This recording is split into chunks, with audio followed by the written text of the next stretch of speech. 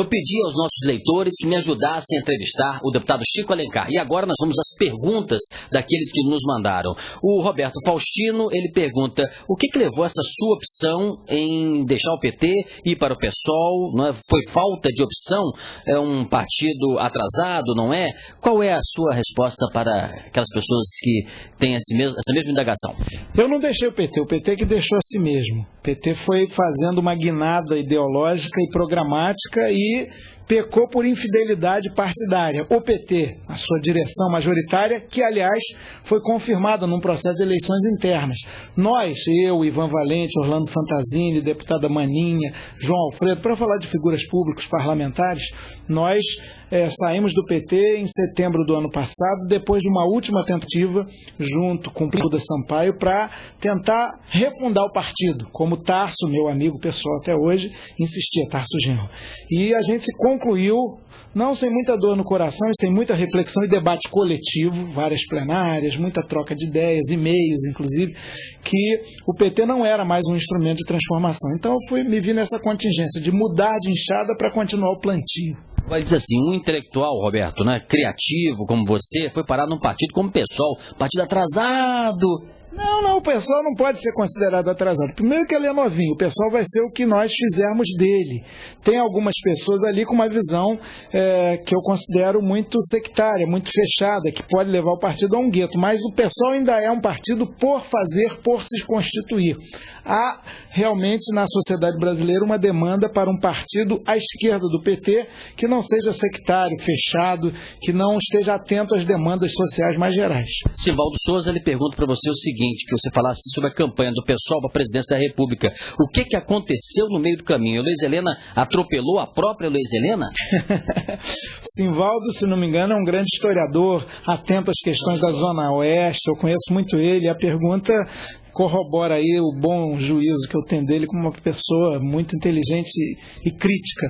Olha, a gente avalia que houve alguns fatores aí importantes. Primeiro, quando a Heloísa estava no plano de igualdade com os outros candidatos, nos telejornais, antes de começar a propaganda eleitoral dita gratuita, ela estava muito bem, não crescendo. Quando começou a propaganda gratuita, a desproporção de tempo do PSOL em relação a outros partidos e as grandes candidaturas era abissal, enorme. Ela tinha 1 minuto, os outros tinham 8 minutos. Então isso influencia. Também talvez a gente não tenha conseguido dar, e aí é uma autocrítica, um viés de programa, de plataforma, de pontos concretos que temos, né, num alentado programa de mais de 70 páginas, elaborado sobretudo por César Benjamin, nosso brilhantíssimo vice, e ficamos só no discurso mais da indignação ética, muito importante. Mas aí muita gente na reta final falou assim, bom, inclusive a partir de uma desinformação, para ter segundo turno, então eu vou votar no Alckmin, que está mais na frente, e indignação ética por indignação ética, vamos ficar com ele então. Alguns também refluíram, com medo da candidatura Alckmin, volta de Fernando Henrique, foram até para o Lula. Então a nossa campanha desidratou um pouquinho. E as condições, olha, foram heróicas. Se alguém entrar nas entranhas ali do pessoal da candidatura da Heloísa, o que essa mulher fez, viajando de avião, atrasando, dormindo na casa de companheiros, então foi maravilhoso, foi assim uma missão desse nosso sincero exército de Brancaleone, muito bonita. Agora, Chico Alencar, a pergunta da Sandra Pereira cita aqui o Alckmin, diz ela, no dia das eleições, vi o Chico Alencar comentando numa rede de TV que acharia interessante apoiar o Lula, porque o pessoal não poderia entrar numa aliança pefelista do Alckmin. Ora, o que são para o deputado todos os nomes da direita histórica nesse país, ao lado de Lula, inclusive muitos do PFL, toda a minha família que assistia a entrevista, todos ficamos indignados. Ou melhor, eu fiquei decepcionada, até porque havíamos acabado de votar no Chico. Eu gostaria que ele comentasse, explicasse isso. Bom, eu não disse que votar no Lula e nem apoiaria o Lula. O que eu comentei, creio que foi num programa da TV Educativa na noite da eleição, é que, do ponto de vista das afinidades e aproximações ideológicas, a história do PT se aproximava mais da história do PSOL, que aliás é uma dissidência do PT, ao contrário de tucanos e pefelistas que o Alckmin representa. Isso é uma análise objetiva de uma situação política. Agora, nós saímos do PT, inclusive, por esse arco de alianças, e aí você tem razão, extremamente conservador, que Lula está fazendo, sem escrúpulos, sem critérios, né? Então essa foi a questão, não precisa se decepcionar, vamos fazer um debate, você pode inclusive mandar para o meu próprio e-mail de deputado, dep.chicoalencar@câmara.gov.br, para a gente continuar esse debate. Fazer um ping-pong agora, eu vou falar aqui alguns nomes e queria sua apreciação de forma bem objetiva. José Dirceu. Poder, poder, poder. Heloísa Helena.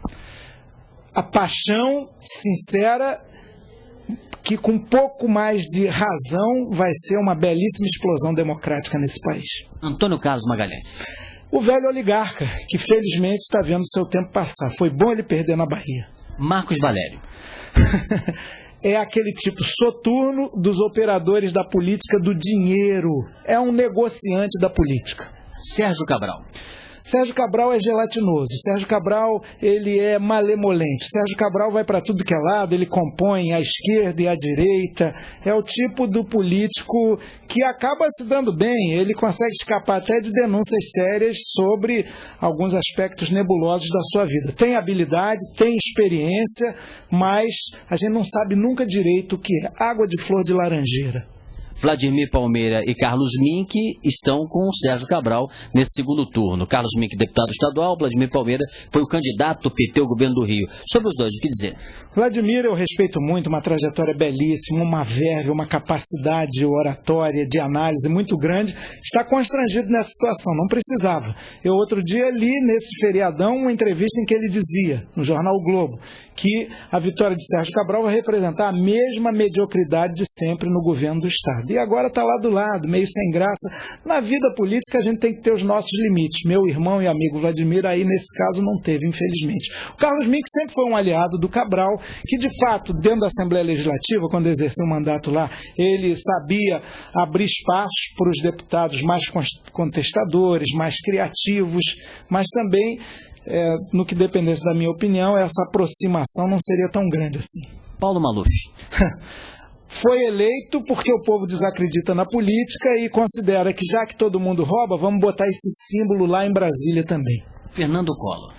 Fernando Collor é um embusteiro, ele é uma figura exótica, que gosta de aparecer, tem um ego do tamanho do mundo e não gera nenhuma expectativa. Está de volta porque a democracia no Brasil é muito generosa, mas eu não acredito, ao contrário do Lula, que ele vai fazer um mandato espetacular, maravilhoso. Não, vai ser o Collor repaginado, cabelos com nova cor, né? Mas parece que não está mais velho, por isso mesmo, mais maduro. Rodrigo Maia, filho do prefeito César Maia. É uma pessoa que está em ascensão como liderança política, eu percebo lá em Brasília, dá um quê de racionalidade ao PFL, mas ninguém é do PFL impunemente, que é um partido de oligarcas, é um partido atrasado, é um partido conservador. E o Rodrigo consegue ser mais conservador do que o seu próprio pai, hein? Antony Garotinho. O Garotinho é o político self-made man, e ele pensa muito nele. Ele tem um projeto dos Garotinho. É ele, já andou até no PT, na Juventude, depois no PDT, depois no PSB, depois agora no PMDB, não sei qual vai ser o seu futuro, mas ele não nos dá alento de uma sociedade mais organizada. E tem muito pouco compromisso com a verdade, né? É aquele político esperto. Chico Buarque, é pé frio?